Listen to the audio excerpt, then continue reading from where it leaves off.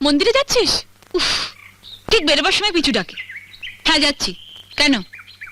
আমিও যাব।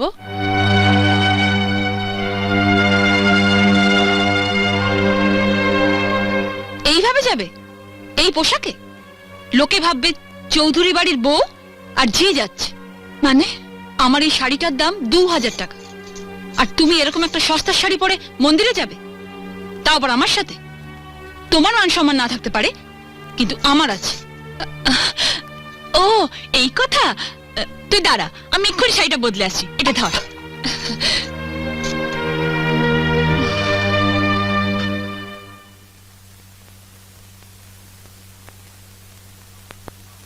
টিয়া, আমি রেডি, ঠিক আছে? এ কি?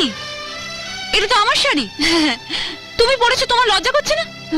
বলো, দামি শাড়ি পরার যখন অতই শখ, নিজের বরকে বলো না কিনে দিতে। সে মূলত তো নেই। ভিখারি কোথাকার। কি বলছিস তুই টিয়া? তুই আমি তুই যা, আমরা বোনের মতো। তোর শাড়ি আমি পরবো, আমার শাড়ি তুই পরবি, এটাই তো স্বাভাবিক। থাক দিদি, অনেক হয়েছে। আবার না বলে বসো তোমার বরকে আমি রাখবো, আমার বরকে তুমি রাখবে, সেটাও স্বাভাবিক। টিয়া, কি আবার চোখ রাঙানো?